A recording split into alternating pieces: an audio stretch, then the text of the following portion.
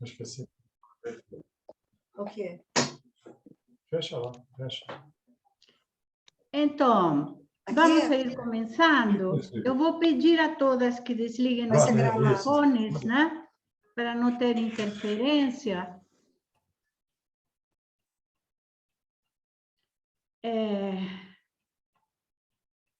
Deu. Então, muito bom dia a todas. Sejam todas muito bem-vindas. É uma alegria estarmos aqui com esta proposta, né? De trabalhar um pouco o bordado, o trabalho com as mãos e o efeito simbólico de tudo isso para nós, né? Eu sei que aqui tem gente que não sabe o que é a Escola de Mulheres, então eu vou dar uma palavrinha para que vocês se situem sobre qual que é a nossa proposta, né? A Escola de Mulheres são encontros, nós temos módulos, então cada módulo tem 3 encontros com um tema. Não é um curso, digamos, formal, acadêmico, mas é um curso que pretende trabalhar alguns temas que vão auxiliar vocês a trabalhar com mulheres ou que são temas que podem ser para a própria reflexão de vocês, né? E também, em algum momento, nós damos alguma supervisão sobre... Alguém está de microfone aberto, gente. Também, em algum momento, nós damos supervisão sobre como é que vocês estão trabalhando com mulheres, o que vocês queiram trazer, né? Este é o nosso terceiro módulo. Nós tivemos um primeiro módulo onde trabalhamos as formas de exclusão da mulher, por exemplo, a propaganda, a dupla, tripla, quíntupla jornada de trabalho, o etarismo, a exclusão das mulheres na maturidade. No segundo módulo, nós tivemos a questão das civilizações patriarcais, como nos tornamos patriarcais, né? A viagem da heroína, né? E o amor romântico, né? E nós iniciamos hoje, com este evento, um terceiro módulo, onde nós vamos a trabalhar sobretudo a questão do simbólico. O simbólico como uma possibilidade, o simbólico como um instrumento de trabalho, o simbólico como uma articulação de quem eu sou dentro de mim. Então, nós vamos a ter 3 encontros que vamos a tratar os contos de fadas. Vamos a tratar os contos de fadas, né? A diferença entre conto e mito. Depois, 2 histórias específicas da Disney, Valente e Moana, porque elas têm alguns simbolismos muito especiais. E depois, as figuras femininas nos contos de Perrault, né? Esse vai ser o nosso próximo módulo. Nós criamos um grupo, vocês podem ficar absolutamente tranquilas, a gente não manda nada no grupo que não seja a bibliografia, algum texto de referência e o dia e o horário que nós temos as atividades. Então, eu vou pedir a vocês a gentileza, nós vamos a manter o grupo aberto até mais ou menos o fim de mês para mandar para vocês o próximo módulo para quem tiver interesse, né? Então, veja, nós vamos a falar hoje sobre a questão do bordado, da costura, de juntar panos, de articular panos. Que movimento é esse? Esta proposta, e que está publicada no trabalho, vocês receberam a bibliografia, e ela está publicada neste livro, Ciranda da Lua, né? Uma colcha de retalhos, né? Está ali na bibliografia que Raquel mandou para vocês, quem estiver no grupo, né? Ela não foi aleatória. Na verdade, eu tive um projeto durante 3 anos que chamava a Confraria da Agulha. Era um projeto presencial, onde as mulheres se juntavam e eu levava, às vezes, uma poesia, às vezes um conto, um comentário de uma situação. nós tínhamos todos os panos, né? As agulhas, as linhas, e eu explicava que era para ser feito e as mulheres começavam a bordar, enfim, costurar, e várias coisas me chamavam a atenção. Aqui tem várias pessoas, neste momento, neste grupo, que participaram desse projeto, né? A Inês, a bem-vinda, eu não lembro quem mais está aqui que participou desse projeto. Bom, algumas coisas me chamavam a atenção. Por exemplo, a possibilidade evocativa, né, desse trabalho de bordar, costurar, juntar os panos. E aí as pessoas e as mulheres iam lembrando de coisas. Na casa das minhas tias, na casa da minha avó, na casa de não sei quem, e eu lembro, e eu fazia. Isso era uma coisa que me chamava muito a atenção, porque eu trazia um pequeno texto e depois nós silenciávamos e as mulheres ficavam costurando, né? E eu estou falando da costura porque é o que eu sei fazer. Eu imagino que, e claro que isso acontece com outro tipo de atividades evocativas, que pode ser o desenho, a dança, a música, enfim. Eu estou falando desde o lugar que é minha experiência, né? Bem, isso me chamava muito a atenção, né? A questão evocativa, né? Outra coisa que me chamava a atenção era a possibilidade de ressignificar a experiência. Então, as mulheres falavam muito, agora que eu estou aqui costurando, eu entendi, né? E aí, quando elas falavam, eu entendi, elas ressignificavam toda uma história, entendiam essa história de outra maneira, né?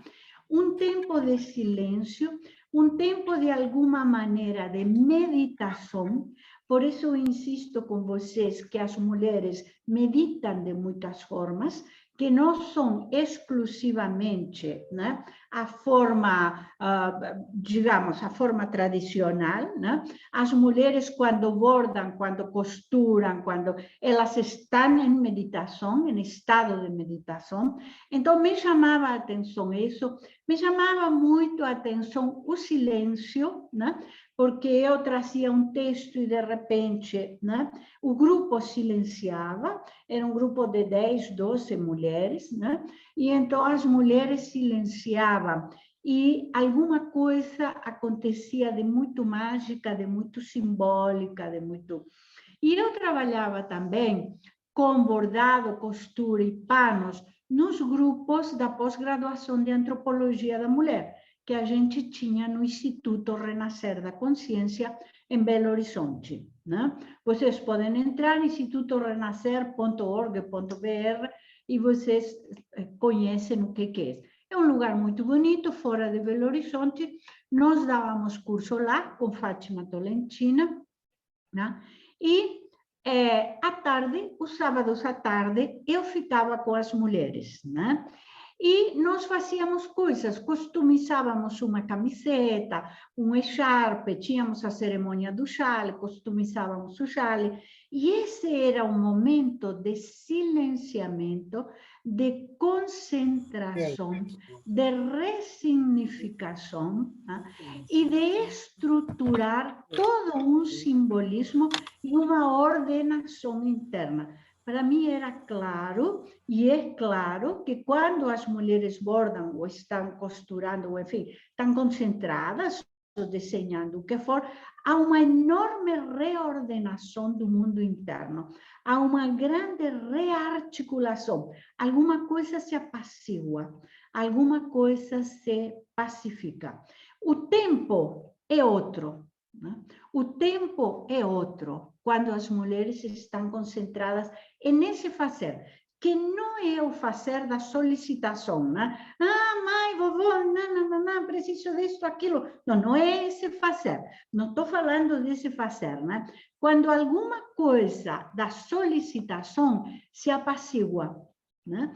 E então as mulheres fazem um movimento de interiorização, de compreensão e de ressignificação. Bom, a partir dessa experiência, e eu acho importante esclarecer isto, porque normalmente quando eu publico, normalmente não, sempre que eu publico, e vocês conhecem meus livros, eu falo desde minha experiência, desde o que eu vi acontecendo com as mulheres, ou nas oficinas, ou no consultório, onde for, né? Então, a partir daí, eu sou convidada, né, a participar do Encontro Mundial de Círculo de Mulheres, pela Soraya, que vocês devem conhecer, a Soraya lá de São Paulo, e então a proposta era que cada uma escreveria alguma coisa para esse livrinho que seria lançado lá no encontro. E eu escrevi sobre essa experiência, né? O livro se chamava Colcha de Retalhos. Então, eu vou fazer o seguinte, eu vou começar a compartilhar. Vocês viram, nós mandamos para vocês 3 livros. Eu encontrei agora, achei que tinha no consultório, mas encontrei o Penhoar Chinês, né? Está dando para ver, né? O Penhoar Chinês é de Raquel Jardim, uma escritora mineira, né? E eu vou colocar, depois da gente terminar, eu vou colocar uma foto no grupo do livro, tá? Então, eu vou começar a compartilhar e a gente vai conversando e depois nós vamos a comentar o texto que eu mandei para vocês, Colcha de Retalhos, né, de Andreone Teles Machado, este texto que está também no grupo. Eu vou pedir a vocês todas que participem do grupo, porque é o mecanismo que nós temos de enviar todo o material, né? Muita gente, não dá para... né? Então, eu vou compartilhar aqui, né? E aí, vocês guardam, por favor, ou anotem as questões, as dúvidas, e me falam, e no final a gente conversa.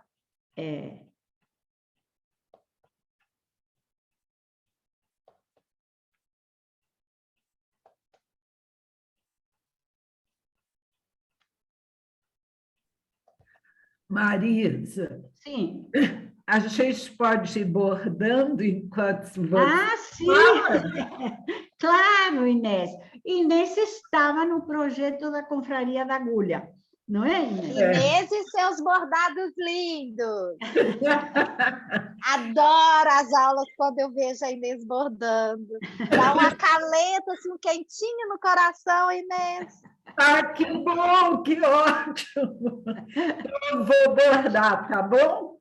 Sim, pode bordar, Inês. Então, vamos começar, né? O que eu quero dizer é que esse tipo de atividades onde, de alguma forma, eu me conecto com uma cadência interna, eu me conecto com um acontecer interno, é uma atividade que me traz muitas respostas, é uma atividade que me dá muita possibilidade de compreensão, de entendimento, né? E de um tempo que não é o tempo linear, né? Então, vejam bem, eu anteontem achei o livro Penhoar Chinês e separei uma frase, né?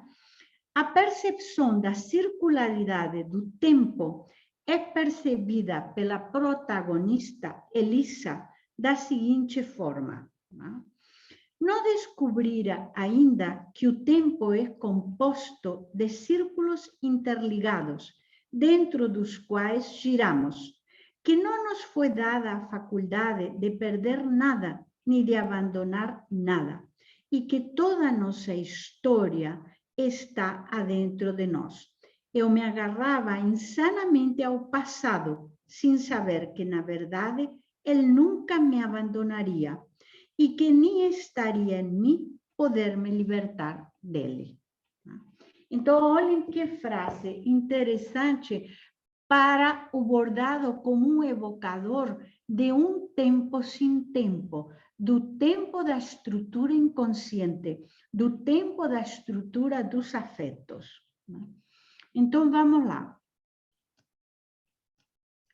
Em muitos filmes, peças de teatro e romances de literatura, vemos a imagem de uma mulher que borda, que costura, que tece linhas, que junta retalhos, não? E, sobretudo, que faz uma narrativa, que conta uma história. Tá? Então, nós contamos uma história com o bordado, nós contamos uma história quando costuramos, nós elaboramos e, de alguma forma, reestruturamos um entendimento novo para aquilo que foi vivido, ou para aquilo que eu estou sentindo. Né? Penélope tecia, né? Durante o dia e desfazia à noite, numa imagem arquetípica dessa feminilidade que espera pelo amor e, enquanto isso, borda, nos fazendo acreditar que mulheres esperando homens pacientemente se tornam dignas. E isso é muito interessante porque o bordado, a costura, foi alguma coisa usada, né, pela patriarcalidade para silenciar as mulheres, né? Para silenciar, para domiciliar, para aquietar, para recluir as mulheres. E é interessante porque hoje ela assume outro protagonismo. Né? Vocês fecham o microfone, por favor. Alguém está de microfone aberto. Então, hoje o bordado tem outro protagonismo, né? Ele reivindica, ele denuncia, né? Então, as alpilheiras no Chile, né? que denunciavam os abusos da violência, enfim. Então, hoje, todas essas atividades têm todo outro estilo e todo outro espaço e toda uma recolocação de contestação, denúncia, reflexão, enfim, o que for, né? Mas, em um primeiro momento, e eu acho que isso tem feito que muitas mulheres se afastassem desse tipo de atividade, sobretudo nossas baby boomers, né? Nos afastamos muito nos anos 50, 60, com a pílula, com todas essas questões, nos afastamos muito e tínhamos muito pavor dessas atividades, enfim, que eram coisas de mulherzinha, não é? Que eram coisas que nos domiciliavam, nos silenciavam e nos traziam a um lugar que a gente não tinha interesse, né?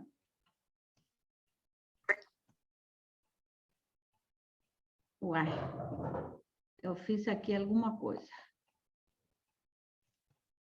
Nora, a protagonista da Sentinela, o livro de Lia Luft, inaugura uma empresa de tapizaria chamada Penélope e faz referência à difícil trama dos encontros e desencontros nos relacionamentos. Nora menciona a possibilidade de percorrer outros caminhos, construindo outros desenhos e matizes.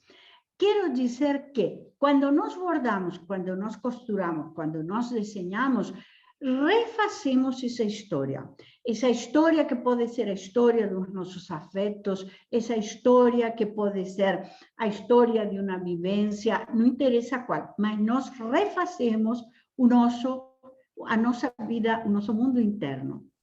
Em Como Água para o Chocolate, Chita, a protagonista da autora Laura Esquivel, atormentada pela culpa de desejar o marido da irmã, decide começar uma colcha para agasalhar-se do frio e da solidão. E se vocês assistiram o filme ou leram no livro, vocês viram que a colcha, ela continua bordando, e quando ela sai de casa, ela sai numa carruagem e a colcha são quilômetros para trás, né? Então, é muito interessante essa metáfora e essa cena simbólica, né? Onde, né, Chita, de alguma maneira, tece para se libertar, né? Tece uma coisa para se libertar do medo, da solidão, da culpa. E eu, neste tempo, trabalhando e eventualmente fazendo costurar as mulheres, tenho aprendido que é um trabalho extremamente libertador. Né? Extremamente libertador.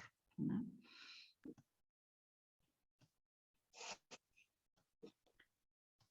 Pai, eu não estou conseguindo passar.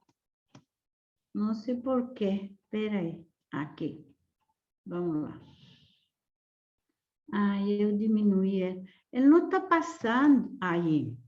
Poderíamos citar inúmeros exemplos onde bordar, tecer, tem o mesmo efeito da escrita, uma possibilidade de simbolizar que transforma este gesto em um instrumento curativo e ordenador.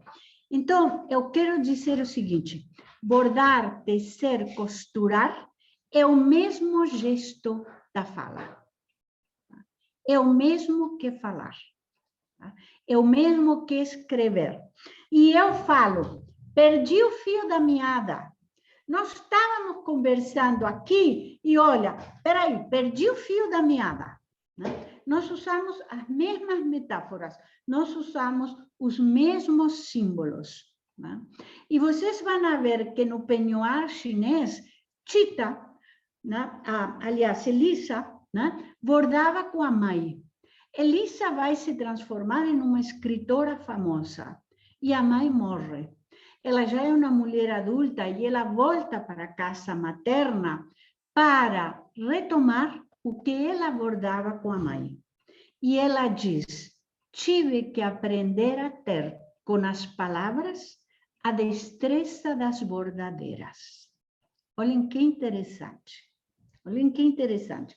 E nós as que bordamos também escrevemos, não é? A Inês borda e escreve, eu bordo e escrevo. Nós temos muitas bordadeiras que escrevem livros também, né?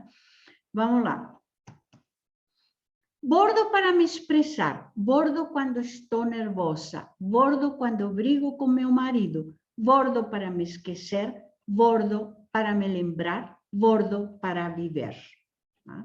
Essa imagem aí é da Guatemala, é das mulheres preparando a linha para o tear, né? É uma viagem que eu fiz a Guatemala e eu tirei essas imagens maravilhosas onde elas permanentemente estão no tear, né? É assim que se expressam as mulheres da Vila Mariquinha no projeto As Memórias do Bordado. Elas lutavam por uma casa própria, trabalhavam pela sua dignidade de mulheres cidadãs e registravam tudo em colchas bordadas. Isso está aqui no livro que nós colocamos para vocês, Escrituras Bordadas, tá? Onde isso aconteceu aqui em Belo Horizonte, né? As mulheres da Vila Mariquinha reivindicavam, né, como cidadãs, reivindicavam um espaço para construir suas casas e elas bordaram tudo em colchas, né? Enfim, no fim, esse trabalho foi premiado, elas conseguiram espaço para suas casas, sim, né? E está ali na bibliografia que vocês têm, e foi uma experiência muito, muito significativa para essas mulheres, né? De restauração da sua condição de cidadãs, né? Foi muito importante. E vejam, eu peguei algumas frases do livro, né? Escrituras Bordadas, né? O trabalho de memória não se limita à oralidade. A nomeação pode ser feita por outros suportes de linguagem, né? Então, o bordado, a costura, aparece como outro suporte de linguagem. No bordado, as imagens são evocadas pela experiência singular e a subjetividade de cada bordadeira. Se reescreve um léxico íntimo, a experiência de cada uma linguagem de outra ordem, depositária de imagens e de expressões simbólicas, memórias contínuas de um tempo circular, marcas no corpo e nas emoções, né? Então, quando nós temos essas mulheres que lutavam pela sua condição cidadã e que bordam tudo, né? Elas têm textos bordados, se vocês depois veem o livro, elas têm textos inteiros bordados, é muito interessante, né? Mas essa possibilidade, né, da escrita como um instrumento, né, onde eu reivindico muitas coisas, minha condição de cidadã e meu direito à memória também, né? Fazer patchwork ocupava as mulheres para não ter a cabeça vazia e as mantinha entretidas em casa. Era essa a tarefa que os colonos norte-americanos davam às esposas. Esta atividade as domiciliava, servia de veículo de expressão e receptáculo de intimidades.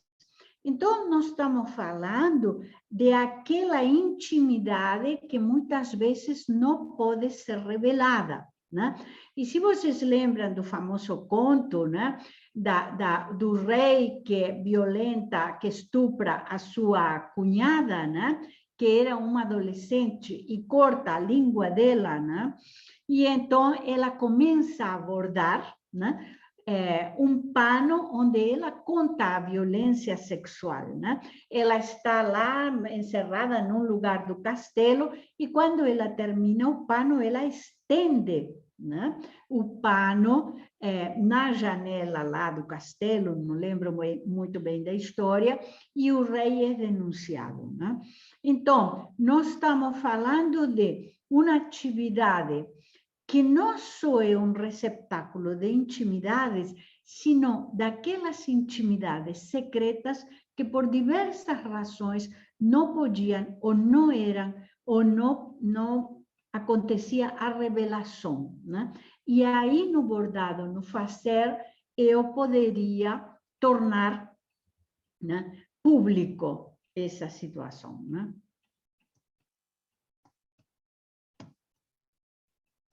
Eu não sei por que eu não estou conseguindo passar. Eu estou com mouse, Marise. Não, eu não tenho mouse. Eu não uso mouse.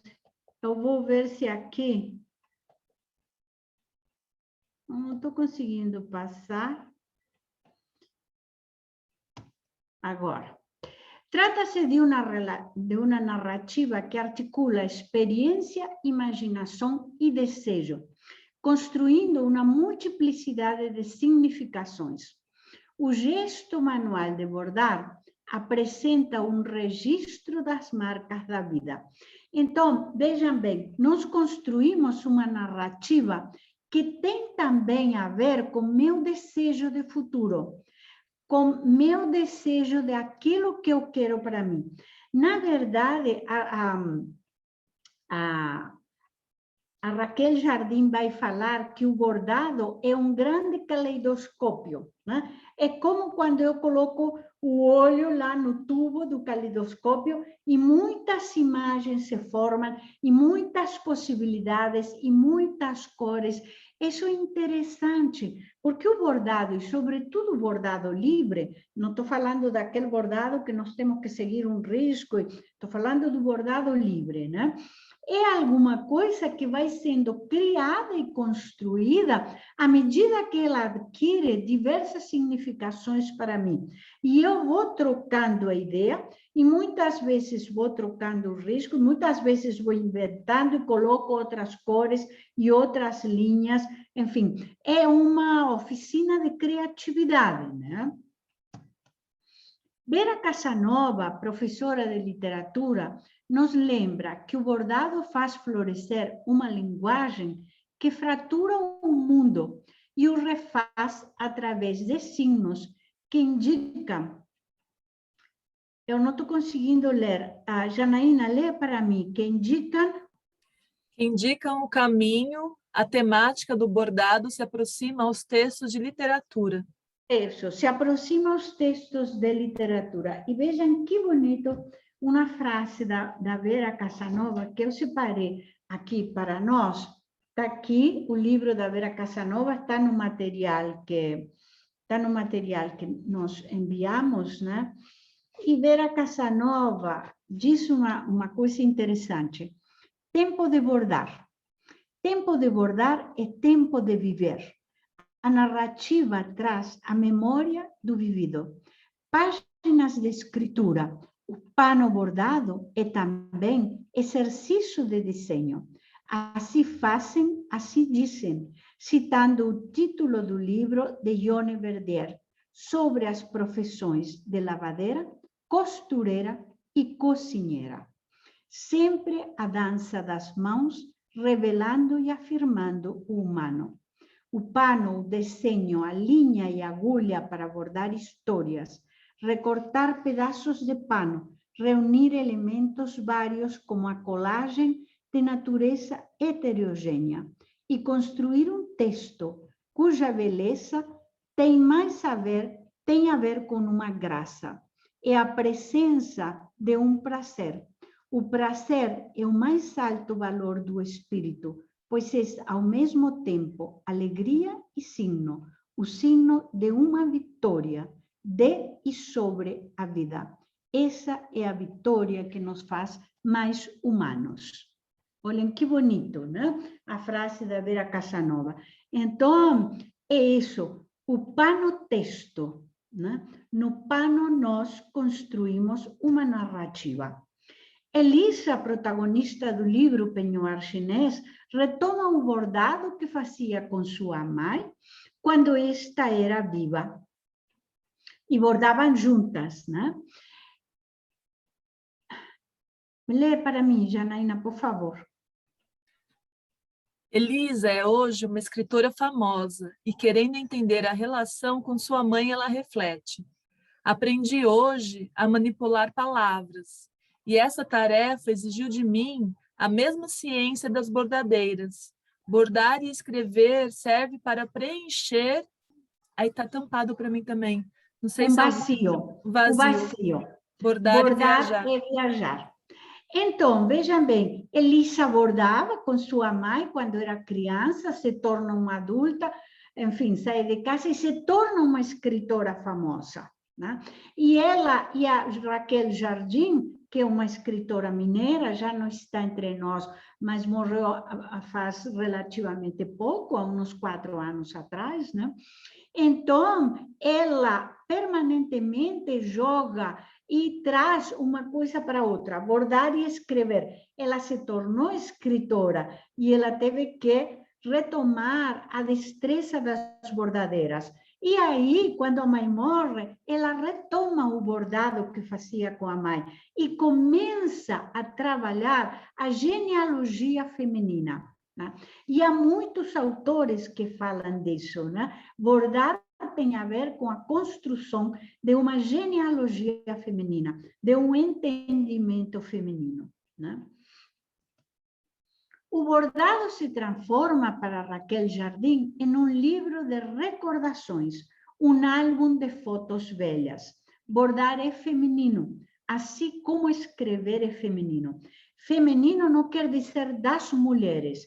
Feminino, vocês são minhas alunas, sabem, é um princípio e é uma conexão. Quando nós falamos feminino, estamos falando da conexão. E bordar é feminino, como escrever é feminino, porque nós articulamos e conectamos e damos sentido a novas conexões. Abrimos a possibilidade de novas conexões. Tá? Então, é nesse sentido, quando nós falamos de bordado, não estou falando de algo que diz respeito às mulheres, né? Ou exclusivamente às mulheres. Quando falamos de feminino, estamos falando de algo mais amplo, mesmo porque o texto que eu mandei para vocês lerem, de Andrione Teles Machado, ele é um rapaz, ele é um homem, né? Então, vamos lá. As mulheres, disse Elisa, essa é a minha viagem na Guatemala e eu comecei a aprender o tear com as mulheres, né? E foi uma coisa muito, muito fantástica, né? As mulheres, disse Elisa, protagonista do livro, não foi dado durante séculos a possibilidade de escrever. Elas traçavam sinais de criação em teares, manipulavam pequenos instrumentos e, com isso, transfiguravam o mundo, escrevendo signos que substituíam palavras. Aprender a bordar é como aprender a escrever. Então, eu acho que Lisa vai trazer uma questão que é muito importante. As mulheres não podiam escrever, né? E então, e ela fala isso, a Raquel Jardim põe na boca de Lisa, protagonista, essa reflexão, né?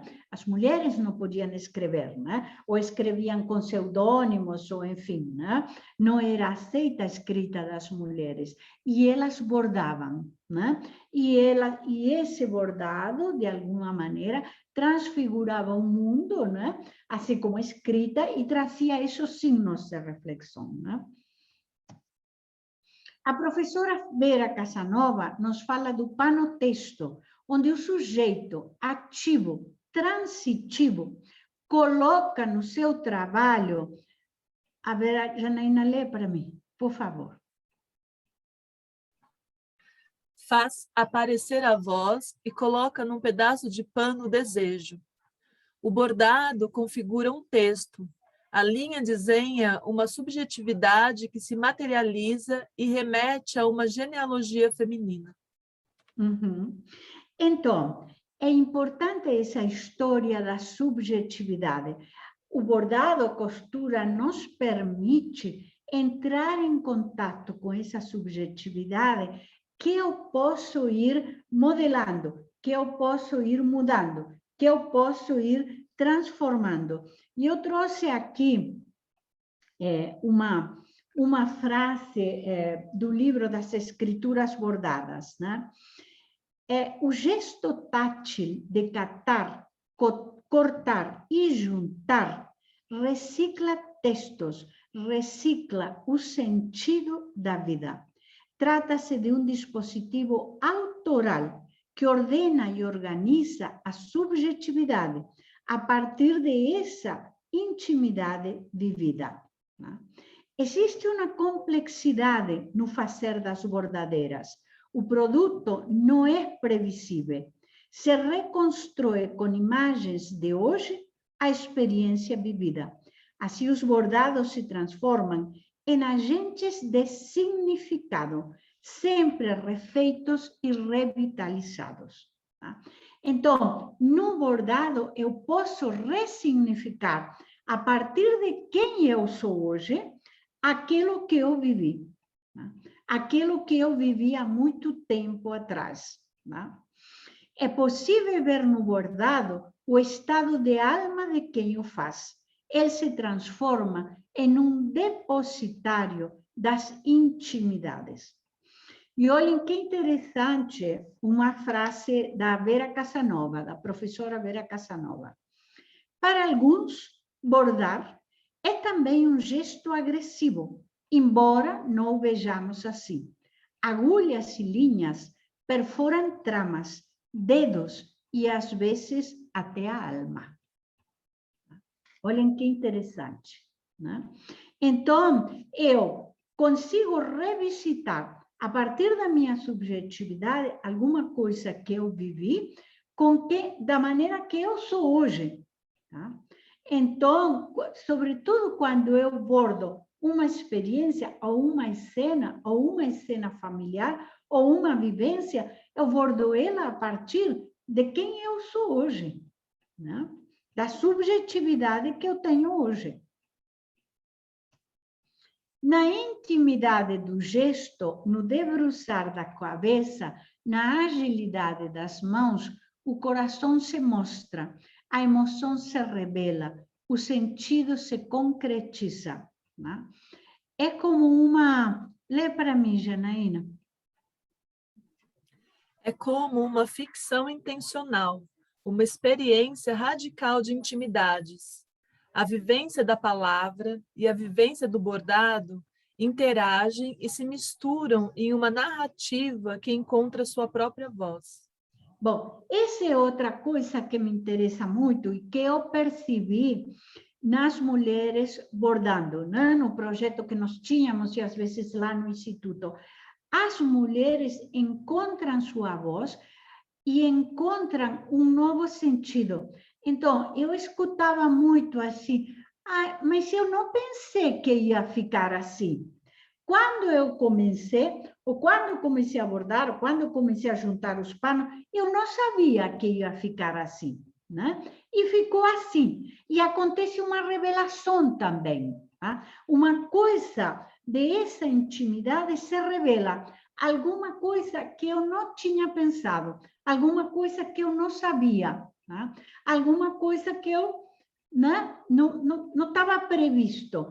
Por isso, no texto que eu mandei para vocês, em algum momento ele fala, estava tudo ali. Estava tudo ali. Né? Não estava configurado de uma maneira definitiva, mas estava tudo ali. E eu comecei a criar, né, essa possibilidade. Essa foto ali são das mulheres lá em Guatemala, isso se chama tear de cintura, né? Elas ficam horas ali, muitas vezes sentadas ou ajoelhadas, muitas delas ajoelhadas, fazendo esse tear, né? Eu fiquei 40 minutos e saí enlouquecida de dor na lombar e em tudo que vocês possam pensar, né? Então, cuidado, paciência, ritmo, cadência e disposição. Bordar como escrever exige entrega. Isso é muito importante. Exige entrega. Eu tenho que me debruçar nesse lugar. Por isso é uma enorme meditação. Bordar como escrever exige entrega. Mundo solitário ou compartido, mas espaço de silêncio e concentração. E então se descortinam memórias escondidas, experiências enterradas, sonhos inconfessados.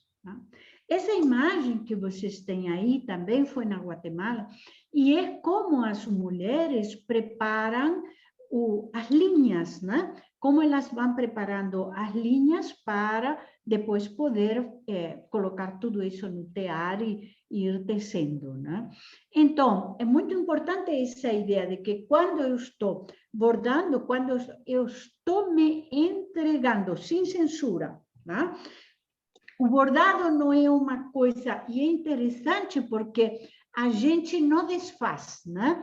Eu aprendi a bordar com as Dumont, né, de Pirapora, e com a Fátima também, a Fátima Coelho, enfim. E você não desfaz o bordado, né? Você, se não era o que você queria, você dá um jeito de pôr uma borboleta, uma flor, uma árvore, um bicho, você vai construindo em cima. Você não desmancha e desfaz o bordado. Você tem que permanentemente ir construindo outras imagens, outro simbólico, outra estrutura simbólica. Bordar se transforma em um gesto que nos desapega do cotidiano, nos distancia de uma realidade muitas vezes hostil, cruel ou indiferente. Isso eu percebi, por exemplo, nas escrituras bordadas, nas mulheres da Mariquinha, né? Que lutavam pela sua condição de cidadãs, que o bordado salvava eles de um cotidiano muito difícil, muito violento, enfim. E o bordado as salvava, né? E as resgatava dessa situação, né?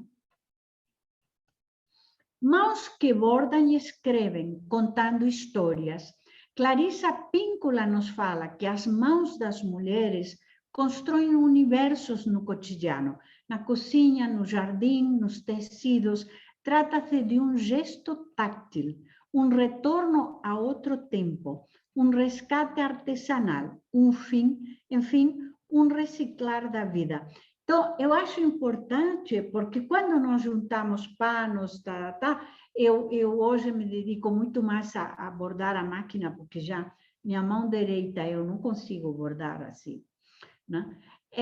Mas nós reciclamos alguma coisa da história, né? Reciclamos alguma coisa do cotidiano, né? Juntando os panos, costurando, fazendo, não sei o que, customizando, o que for. Alguma coisa se recicla. Só que se recicla adentro de nós. Né? Se recicla na nossa vida, se recicla na nossa subjetividade, se recicla no nosso mundo interno. Por isso é um tempo, por isso a gente fala assim, não, se você vem para abordar, então nós vamos contar 2, 3 horas tranquilamente. Não é assim, os próximos 25 minutos bordo. Não, não funciona assim. Né? As coisas não funcionam assim. Eu no instituto dava 30 minutos, mas porque a gente tinha um programa, né? Um programa teórico para dar para as mulheres. Né? E as mulheres faziam uma parte e depois terminavam em casa. Né? Bom, essas são as referências, né? E eu separei aqui, vamos voltar, espera aí que eu vou sair daqui, interromper o compartilhamento. Abram as câmeras, por favor, porque aí... Então, eu queria também mencionar para vocês uma coisinha. Vocês leram no texto que eu mandei de Vanel Coxa de Retalhos? Vamos ver primeiro se tem alguma questão. Se alguma de vocês tem alguma questão. Eu depois quero mostrar outro texto. Mas vamos ver se vocês têm alguma questão.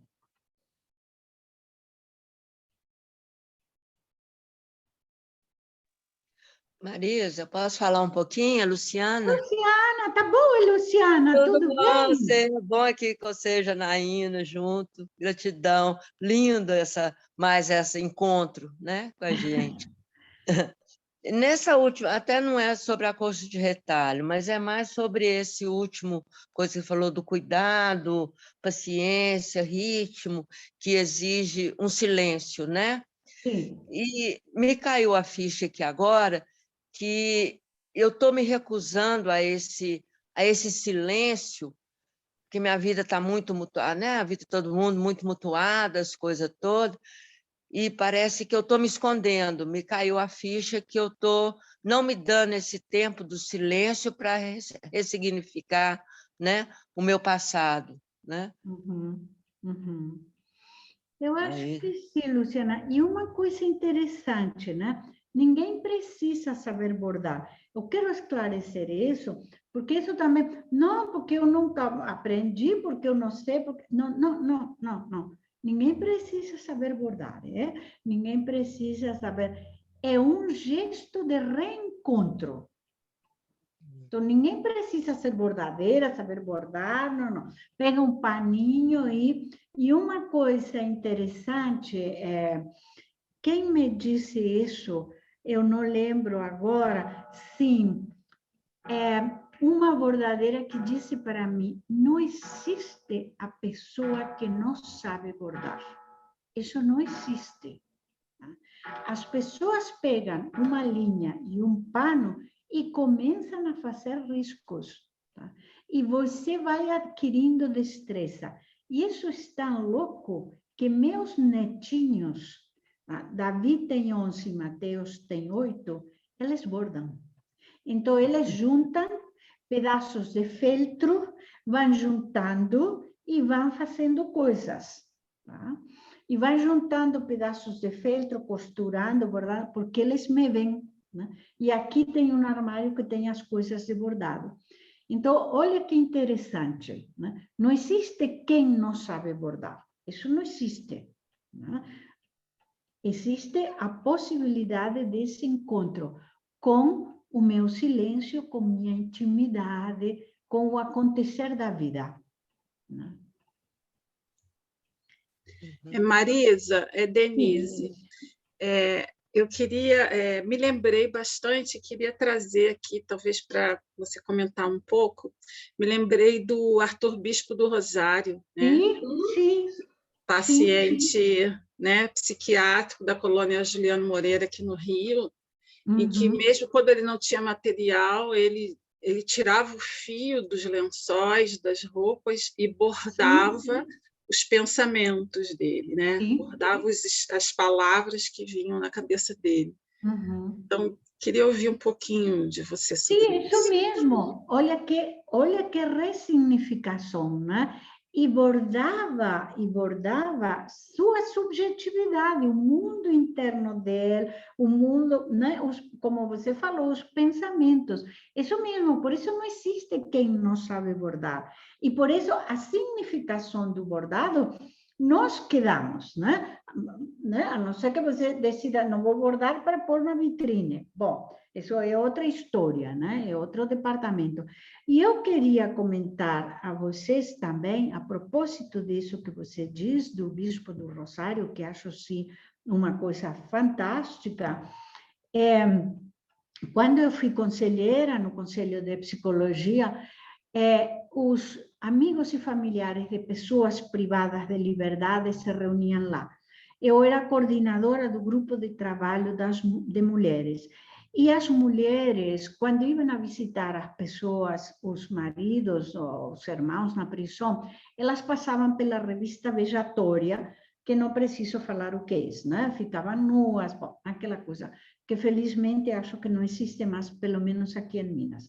Bom, e aí elas falavam muito disso, e então eu fiz a proposta de costurar, né? Para não relatar que eu achava muito doído, muito violento, né? Nós tínhamos um grupo com essas mulheres e eu fiz uns quadrados assim de americano cru, coloquei uma série de feltros sobre a mesa e aí as mulheres juntaram esses feltros, cada uma tinha um quadrado para falar da revista vejatória, do que elas sentiam, enfim. Está publicado aqui, vou pôr a capa para vocês, num livro que se chama O Feminino Diversos Olhares. É uma publicação do CRP, na época foi, as publicações do CRP não estão nas livrarias, né? São internas, mas aí nós fizemos um painel. Né? As imagens são impressionantes, porque elas colocavam, eu lembro de uma que colocava os barrotes, né? Assim, as barras da prisão, as roupas no chão, as roupas delas no chão, elas sem rosto, né? Ela nua, sem rosto, né? E depois nós fizemos um painel, elas ganharam um prêmio com isso. Teve o Congresso de Psicologia, teve 35.000 psicólogos em São Paulo, foi um dos congressos, e foi votado, eram muitos trabalhos, elas ganharam, né? Porque a gente colocou uma pequena explicação, mas eu senti, mas elas falavam assim, quem ia pensar que com um paninho eu iria aliviar minha dor? Eu coloco essa fala na publicação.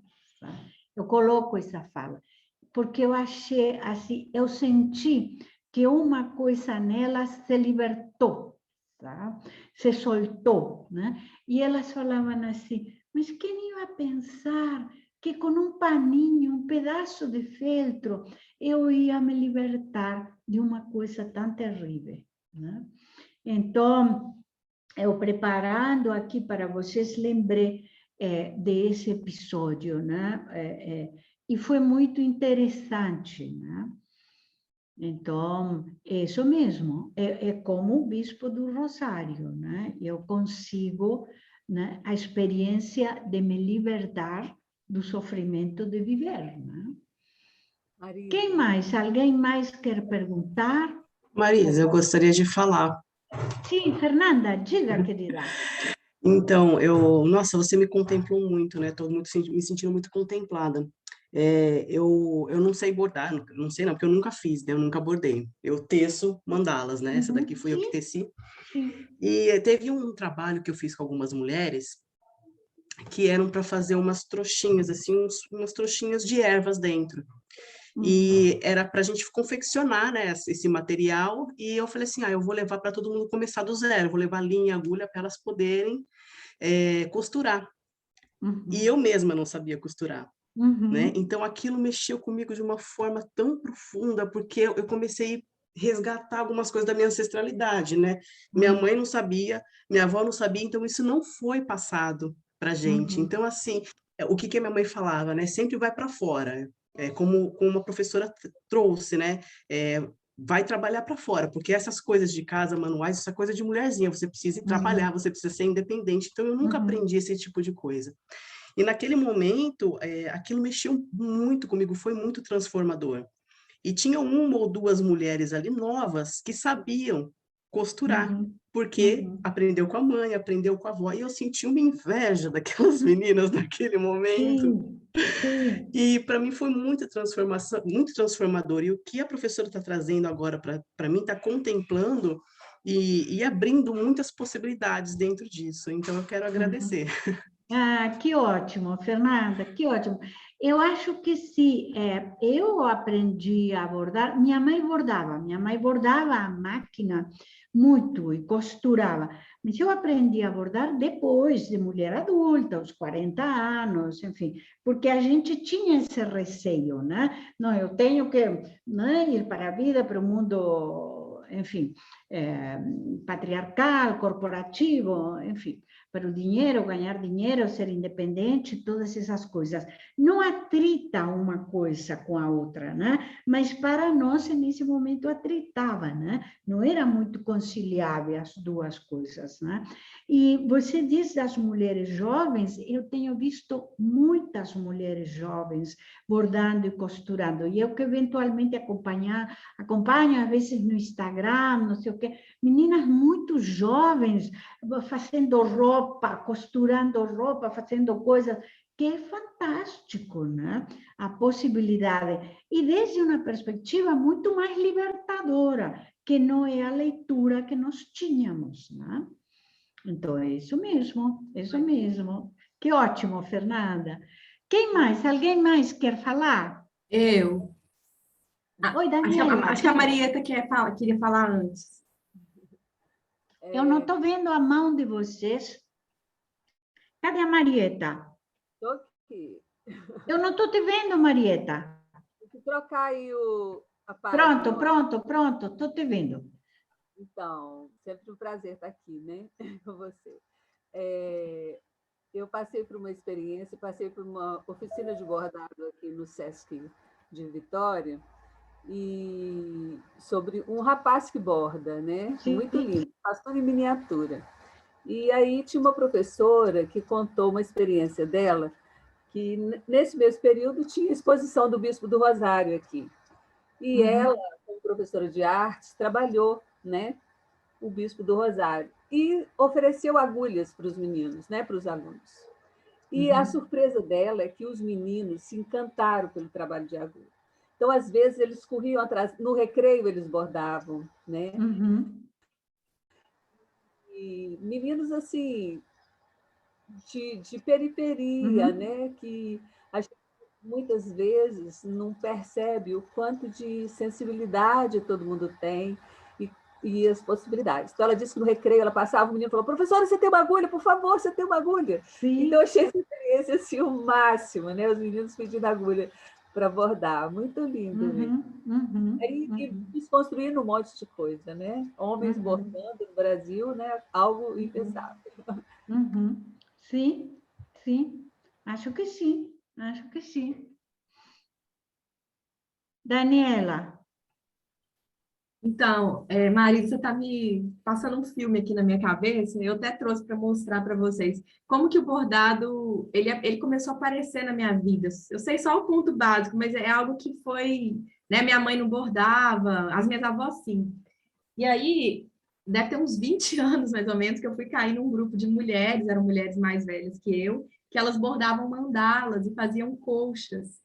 E elas eram mulheres muito feministas, assim, sabe? Então, eu achava aquilo o máximo. Eu caí no grupo, assim, né? Descobri. E aí elas falavam de política, né? Elas falavam de relacionamento, elas fumavam. E eu jovem, sabe? Ali no meio daquelas mulheres, devia ter uns 20 anos, assim, e bordando, aprendendo a bordar mandalas. Aí eu peguei a coxa para mostrar para vocês. Porque no final elas juntavam todas as mandalas que a gente bordava e sorteava a colcha para uma das mulheres do grupo, né? Não sei se dá para ver. Que linda! Dá para ver, Daniela, que linda! Várias mandalas. Sim, dá para ver. Tem umas muito lindas, assim, que elas bordavam. Muito lindas. E essa coxa eu guardo com muito, muito carinho, assim. E há muitos anos atrás, eu conheci a oficina também dos Matizes Dumont, e assim, não é algo que eu procurava muito, sabe? O negócio cai na sua mão, assim. E eu tô com esse bordado há anos que eu não terminei ainda. Ah, sim. E eles me ajudaram a desenhar. É uma espiral, né, que vai se transformando, tem uma criança no meio. Sim, eu tenho também. Você tem essa? Sim, tenho. E uma mulher aqui no final? Sim. E assim, como eu me tranquilizo no bordado, tudo que você falou, eu me reconheço, é uma meditação. Nossa, eu volto para o meu centro, assim, sabe? Mas às vezes eu me permito pouco, eu sei que me faz bem, me vem muito intuitivamente que eu preciso bordar com frequência, assim, mas tem hora que eu me boicoto nessa história, né? Como se outras coisas sempre fossem mais importantes, né? Claro. Mas Carla. eu queria partilhar.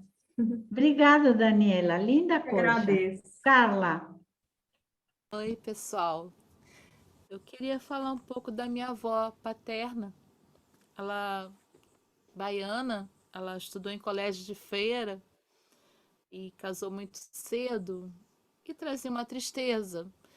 E ela me ensinou, foi ela que me ensinou. Então eu estou fazendo um pouco assim de uma tributo, assim. Ela me ensinou a bordar quando eu era adolescente, eu acho. Só que era um bordado bem comportado, assim, né? Ponto cruz. Eu nunca fui boa de ponto cruz, né? E eu descobri o ponto corrente, que foi o ponto que me acompanha há muito tempo. O meu bordado é muito livre. E eu tenho trazido esse bordado também para a universidade, principalmente com os estudantes de medicina. E é interessante pensar assim como o bordado liberta, não é? E eu fiquei pensando muito assim, eu consegui um pouco pensar com a sua fala hoje, essa grata fala hoje, né? Mesmo aquele bordado que era comportado, era uma forma também do encontro, né? Ela era muito solitária, ela também era poeta. Então, assim, eu queria só falar da minha avó, porque eu acho que o que você falou hoje tem tudo a ver com essa história. Certo, Carla. Bruna. Olá a todas, bom dia. Eu sou aluna... Bruna, fala um pouquinho mais alto, querida, por favor. Eu sou aluna da Denise Nagem e eu conheci você, Marisa, através dela, quando ela me passou uma live sua sobre a Balbo. Ah, sim! Sim, você que trabalha na Balbo! Que bárbaro! Eu fiz recentemente uma oficina com a Balbo, a gente desenhou a boca dela, saíram vários textos bem interessantes assim das participantes em contato com essa boca da Balbo. E aí eu tinha visto essa aula, eu falei, nossa, tem muito a ver com os trabalhos que eu desenvolvo. Eu sou formada em figurino e quando eu fui fazer o meu TCC, eu falei assim, eu não quero pegar uma peça pronta para fazer 15 figurinos frente e costas, eu quero fazer outra coisa. E aí eu e minha orientadora, Desirê Bastos, que também é uma grande tecelã, a gente começou a olhar para a figura do contador de histórias. E eu comecei a me ver enquanto contadora de histórias através da roupa. E que tem muito a ver, o figurino ele precisa contar a história antes do personagem abrir a boca, né? E eu comecei com uma pergunta foi a pergunta assim, o que me trouxe até a faculdade de figurino, né? O que na minha família, o que na minha história me trouxe até aqui? E a família do meu avô materno,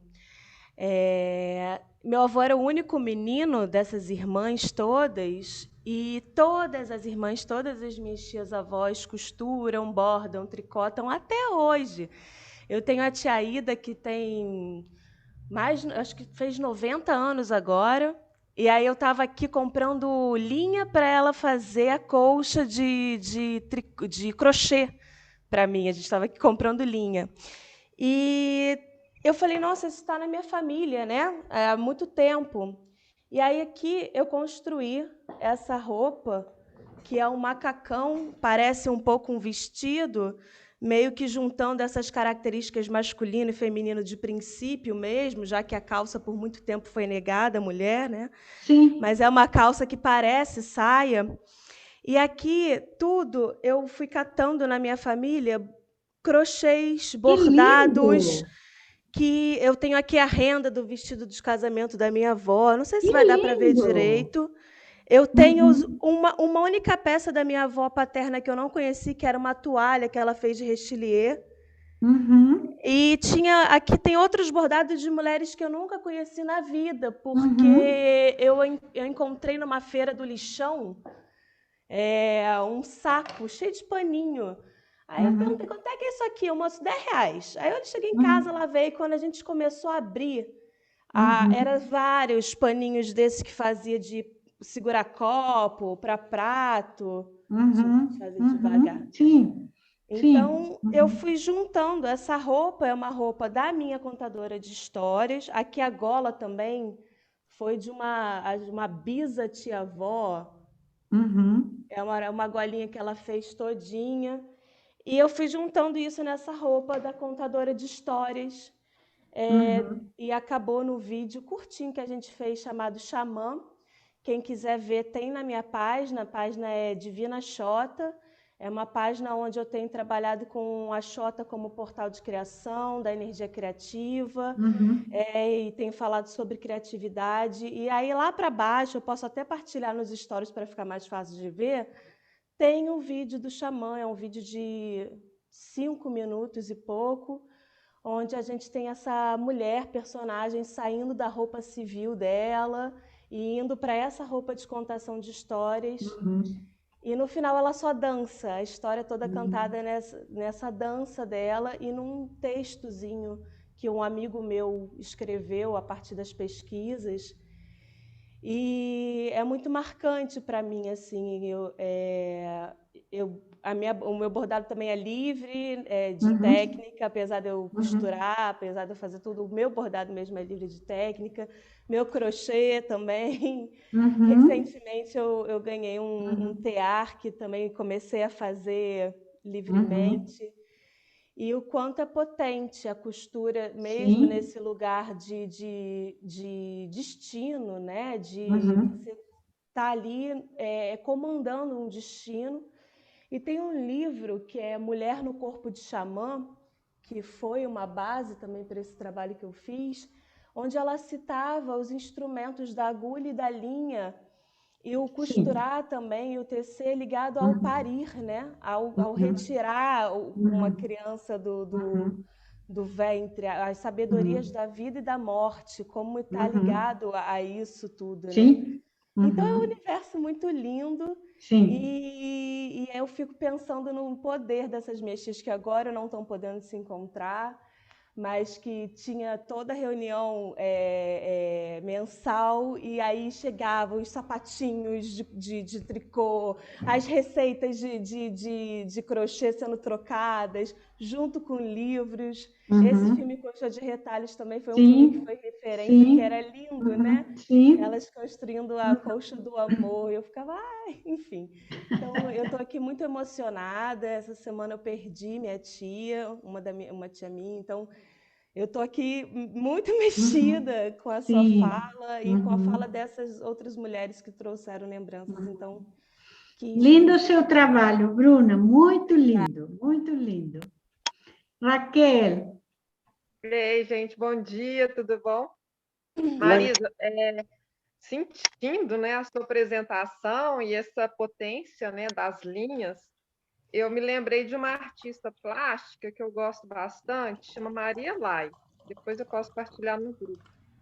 Ela já faleceu, é uma italiana, que ela foi mais reconhecida, né, quando ela tinha depois de 50 anos, que ela começou a trabalhar com linhas.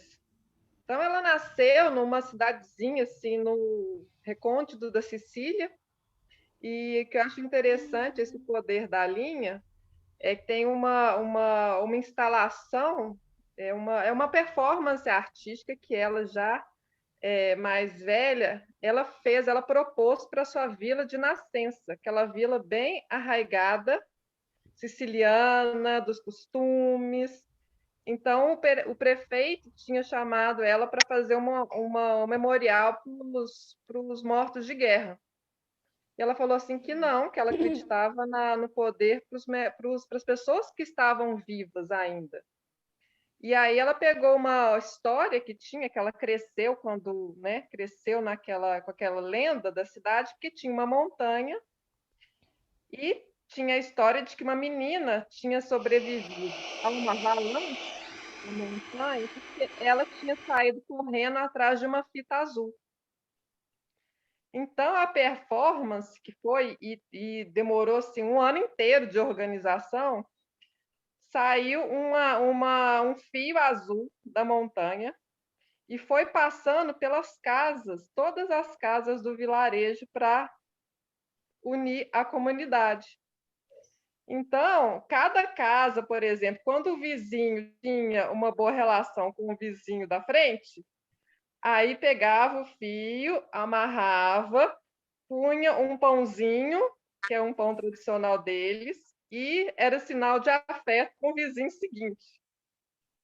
Então, quando o outro vizinho não tinha uma boa relação com o do outro, aí deixava o fio bem esticado, que era para mostrar que existia alguma tensão. Então, no final das contas, a cidade inteira virou uma grande tecedura de histórias e de relações expostas e de emoções, e criou-se esse senso também, né? Criou-se um grande bordado, né? Lindo isso, Raquel? Linda essa experiência, né? Depois, se você quiser, eu partilho texto sobre ela. Sim. Raquel não vai embora, que nós vamos a falar do livro no final. Você e a Luciana, que a gente vai dar uma palavrinha. Tânia. Primeiramente, gratidão pela sua fala. Para mim, assim, foi uma surpresa, porque eu descobri essa escola passeando pelo Instagram, né? Então, para mim, assim, está sendo uma coisa maravilhosa, porque eu estou aposentada, sou bordadeira, sempre bordei. A minha avó materna, ela bordou, fez todo o enxoval da minha mãe, que hoje está comigo, esse enxoval, né? Rechelier, aquele crochêzinho fino com a linha Merce, né? Então, eu tenho tudo guardado. O enxoval que veio com ela da Itália, quando menina, né? Eu tenho as toalhas de linho. Mas, enfim, o que eu estou grata é pela sua fala do coletivo de mulheres, de se juntar mulheres em torno da agulha e do tecido. Eu tenho um grupo aqui há 5 anos, que é o Bordado e Prosa na Praça. Nós ocupamos Onde, espaço querida? público, Onde você a praça, está, Tânia? Ourinhos, estado de São Paulo, interior. Sim. Eu faço a coordenação desse grupo há 5 anos. Agora, nesse ano de pandemia, nós bordamos assim, também virtualmente. A gente tem o nosso varal. Praticamente todo mês a gente faz um varal bordado, né, na página do nosso grupo. E tudo aquilo que você colocou, e que eu já tenho pesquisado, estudado um pouco sobre o poder transformador do bordado, do encontro, das rodas de conversas, né? É o que eu vejo que eu tenho acompanhado no meu grupo, que são mulheres de mais idade. Nós somos em 12, a maioria dona de casa. Eu tenho uma senhorinha de 82 anos que o marido não deixava ela sair, né? Então, a filha que levava ela na praça para bordar, nossos encontros eram cada 15 dias. E a delícia para ela, que era estar ali na praça com outras mulheres bordando. Então, isso era perceptível na Dona Antonieta. E tudo que transformou a vida de algumas mulheres, né? Através do bordado, da gente se encontrar ali, falar, e desse encontro surgiu o Literatura Bordada, que é um projeto nosso também, que nós temos numa biblioteca aqui em Ourinhos, que é um é um grande homem, eu falo que ele é um grande homem por investir tanto em literatura, que é o Antônio Fagundes, ele tem uma biblioteca privada aqui em Ourinhos.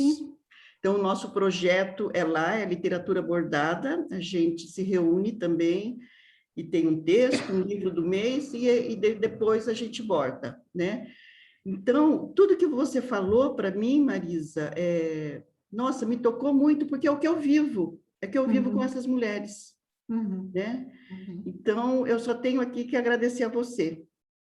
Obrigada, Não conheço ninguém, não conheço nada assim do grupo, estou começando a conhecer agora, mas é muito bom. Obrigada, viu? Gratidão. Obrigada a você. Eu quero te indicar meu livro, A Segunda Vida.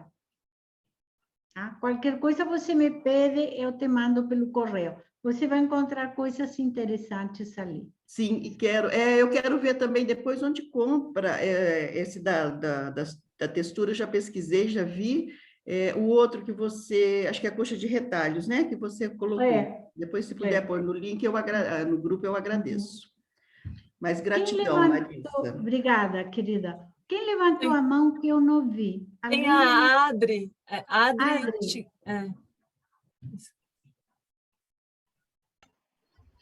É, Adriana. Bom dia, gratidão aí por estar aqui junto com vocês nessa tessitura da vida, né? Muita gratidão mesmo. Adriana, você está muito clarinha. O que está acontecendo? A luminosidade está em cima de você e eu quase não estou te vendo. Então... Agora está melhor. É a luz que vem lá de fora. O que me trouxe essas reflexões, né? A minha avó, a minha mãe sempre costuraram, bordaram.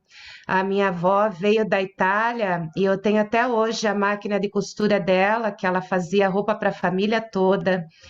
E a minha avó me ensinou a fazer crochê, sempre tive esse estímulo. Mas eu percebi que eu via a arte delas uma coisa assim muito rica e dentro de mim eu me comparava, não me achava capaz e eu me bloqueei e eu fugi disso. E também percebo que foi uma negação dessa história e estar aqui hoje me trouxe esse resgate de que não importa se eu faço igual, melhor, pior, o importante é dar continuidade a essa escuta nesse bordado. Então foi muito importante, estou muito feliz de ter trazido isso. Hoje mesmo eu já quero sair comprando os fios e já me aventurar, né? E o que sai? Por que, né, eu estou tendo esse bloqueio? O que eu não quero ver? O que eu não quero tratar? E por que não trazer com leveza? De repente eu posso não ver nada, não sentir nada, mas dar essa continuidade, né, sem comparativos. Que bom, Adri, que bom. Gente, eu vou mencionar 2 ou 3 linhas do texto do Andreone. É interessante, porque ontem eu escutei, como eu estava preparando aqui para a gente, eu escutei 2 ou 3 coisas dele, né? Ele estuda filosofia, biologia, enfim, e agora está se formando psicólogo, né? E olhem uma coisa, o texto é o texto que vocês têm, que nós mandamos para vocês, tá? Um costurar mais que costurado, de coisas que, se hoje cronometra no presente, já viveram e marcaram o passado. As mãos que costuram são os olhos. As agulhas, o pensamento. O tecido, o próprio ato de existir. Pedaços de pedaços, misturas de acaso. Eu achei muito lindo, muito poético a maneira como ele vai falando das questões. Vê se monta de um jeito, vê se monta diferente, com partes, recortes, cores e tamanhos. Alguns parecidos, mas nenhum igual. Me lembrou do vestido, que a Bruna nos mostrou, né? Quando chega a coisa, ela, na verdade, já existia, não existindo. Foi feita de partes que já estavam lá, mas que cada uma, em seu canto, não transformava coisa sequer. Agora, eu tenho visto isso, eu via muito isso lá no Instituto, porque lá a gente tinha mais espaço que no meu consultório e a gente deixava o material espalhado e as mulheres tinham mais possibilidade de transitar, se levantar, colher uma coisa, outra, e começavam a juntar coisas, e eu punha lentejoulas também, enfim, um pouco de tudo. E a coisa ia se configurando, ia se transfigurando de uma tal maneira, estava tudo lá, mas separado, não falava nada. Quando as mulheres começavam a juntar, era uma obra, era uma literatura, era um quadro, era alguma coisa assim, né? Num costurar não intencional, cego e imprevisível, um ponto de caos se cria e dele um acaso se inicia. Eu achei muito, muito interessante, né? Todo feito de partes, mas que ainda assim é maior que a soma das partes. Então, o produto é outra coisa, né? O produto vai ser outra coisa. Sobram espaços, faltam respostas, sobram perguntas. As mãos e as agulhas começam a trabalhar. Há costurados que se creem imutáveis e o tempo não deixa nada igual, a menos que nunca se use, a menos que nunca se experimente, se ficar sempre numa embalagem hermética, né?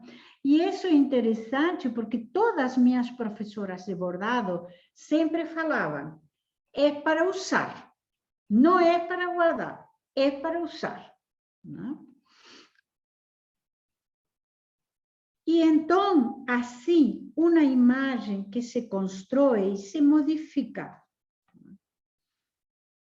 e que pode continuamente vir a ser uma palavra, um retalho, um acontecimento, um retalho. Todos retalhos que entram e retalhos que saem. Dança a dança do universo.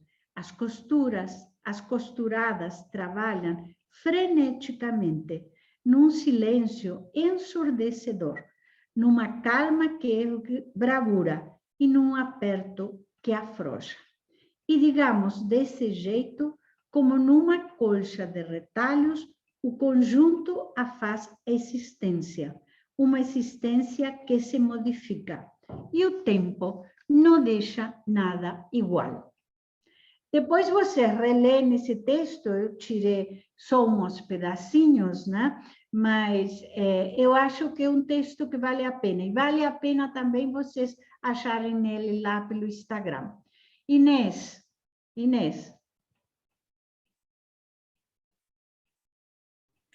Primeiro mostrar a sacolinha da confraria da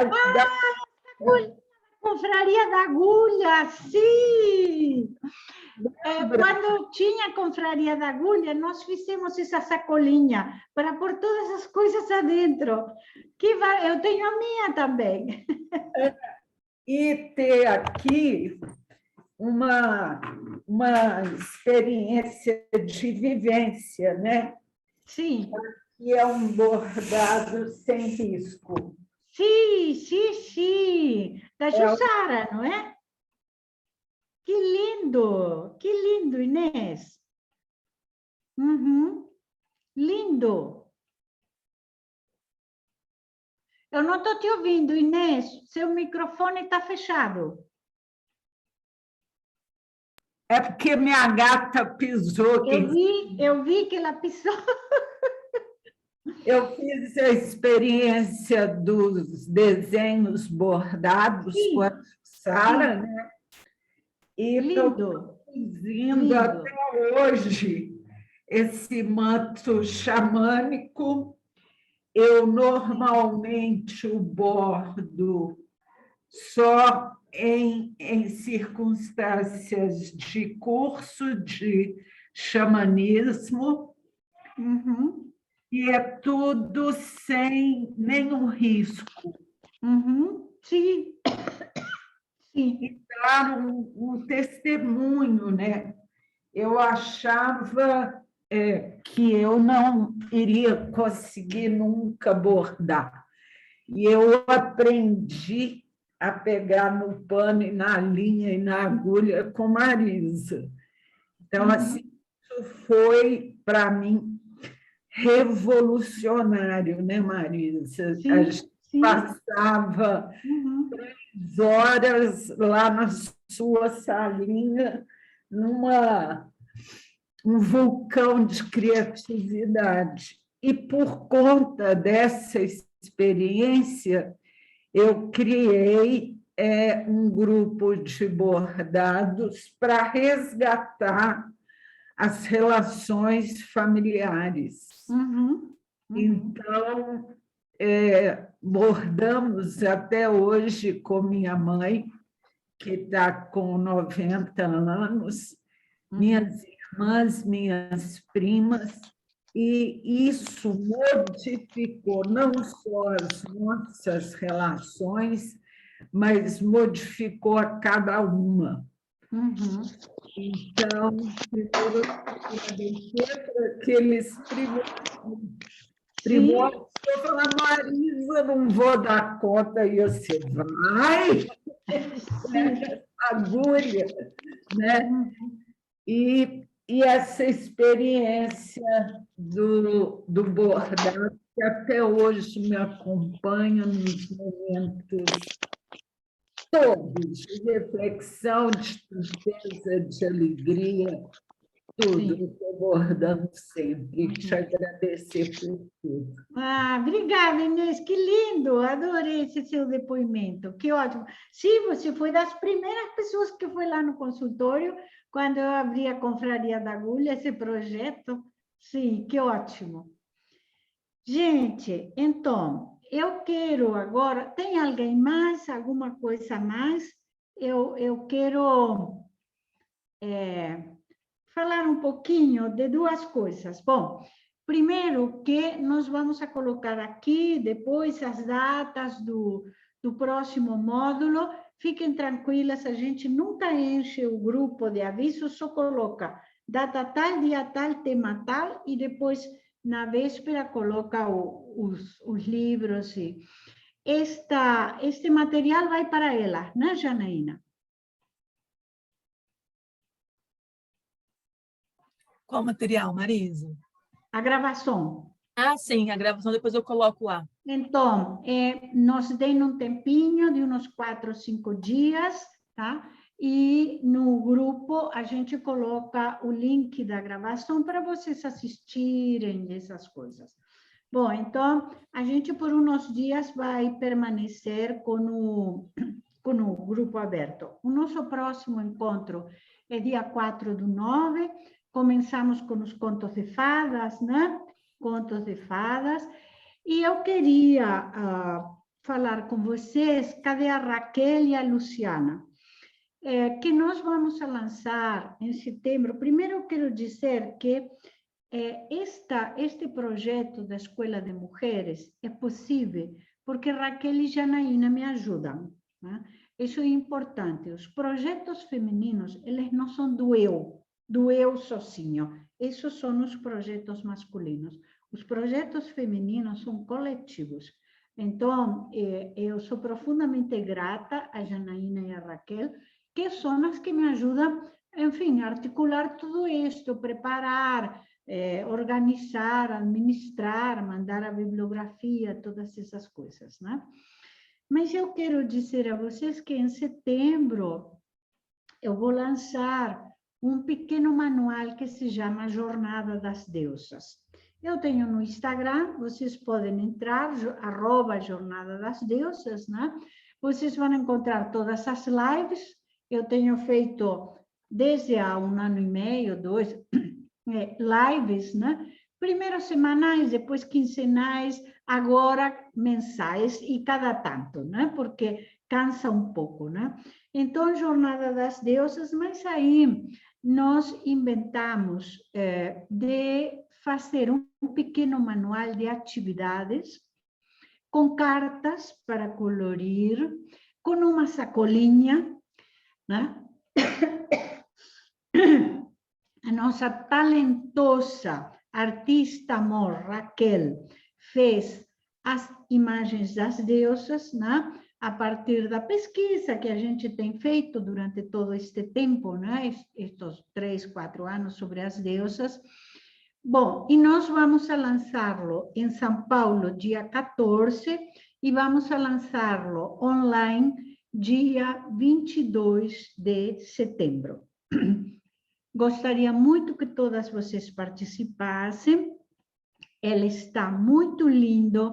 Eu explico um pouco sobre as deusas, sobre a patriarcalidade, mas de uma maneira muito discreta, porque, na verdade, a proposta é que seja um manual de atividades, como aquelas que são as revistinhas das crianças, né? Cortar, colorir, juntar,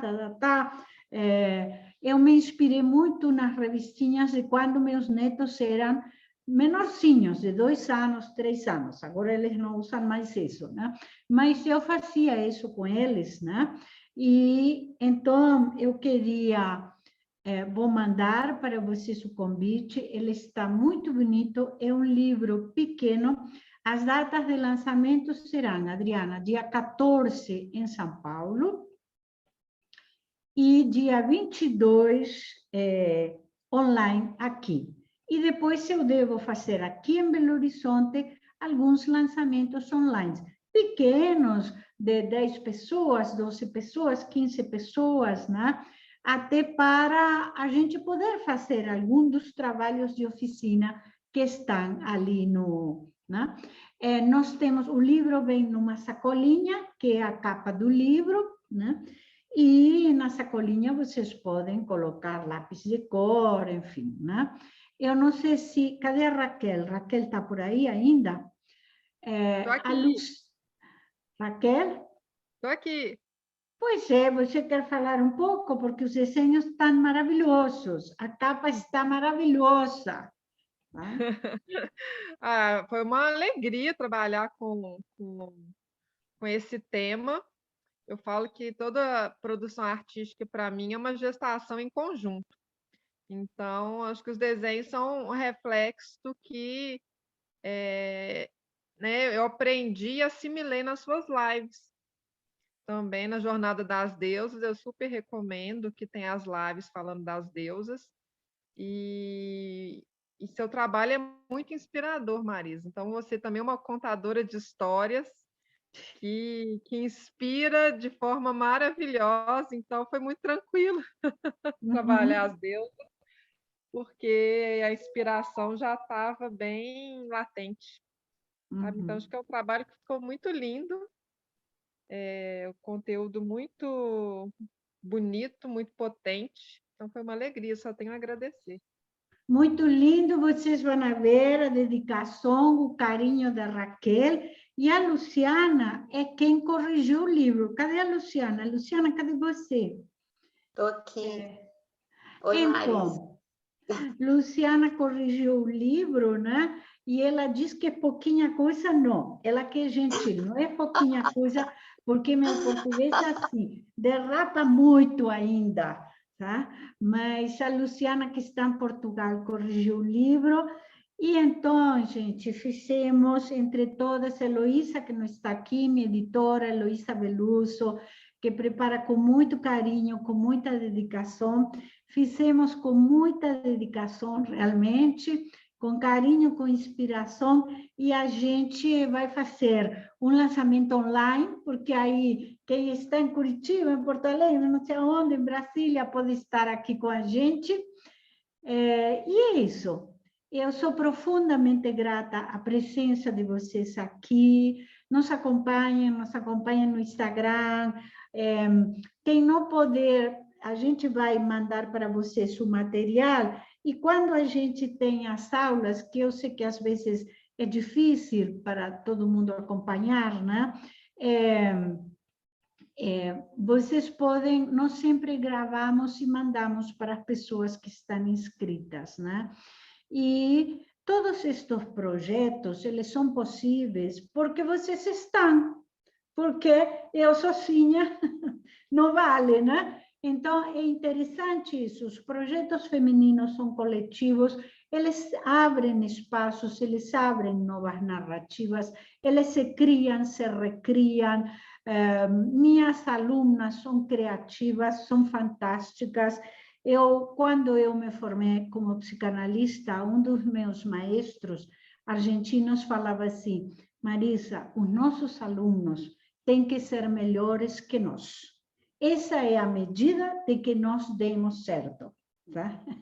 E eu não tenho dúvida de que vocês, minhas alunas, são melhores do que eu. É a medida de que dá certo, não é? Então, vocês são mais criativas, vocês se expandem, as narrativas abrem para outras narrativas, é isso, não é?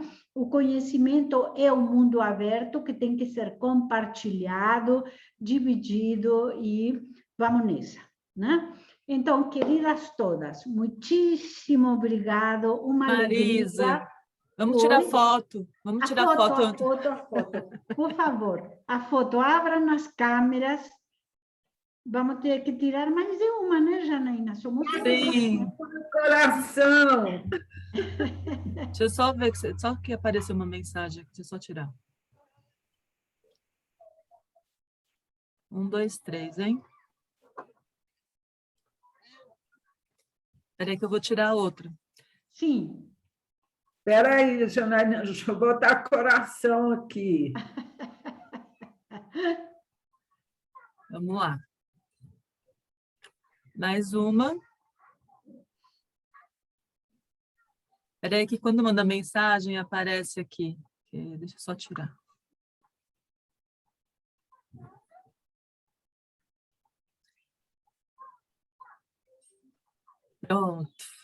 Pronto. Para quem está perguntando como participar, a Janaína coloca no grupo, né? Podemos colocar o link do Instagram e todas essas coisas. Ah, que lindo, Inês! Isso você está fazendo agora? Que ótimo. Marisa, enquanto você falava. Que ótimo, que ótimo. Isso mesmo, isso mesmo. Então, gente, muitíssimo obrigado a todas. Nosso módulo iniciamos hoje, mas nosso próximo encontro é dia 4. Depois, Janaína coloca aí no grupo o programa, os textos, os temas que vamos a tratar. Já temos todas as datas. E obrigado a todas. É uma alegria, tá? É uma grande alegria os sábados encontrar com vocês. Tá? Um beijo. Um beijo a todas. Tchau. Obrigada. Beijo, obrigada, Maria. Bom final de semana, gente. Marisa, obrigada a todo mundo. Obrigada, lindo. Obrigada. Obrigada, Marisa. Obrigada a todos. Gratidão. Obrigada. Grata, queridas. Obrigada, foi linda. Obrigada, Janaína. Obrigada a todos. Obrigada. Querida. Obrigada. Vou fechar aqui, tá? Obrigada, Marisa. Tá.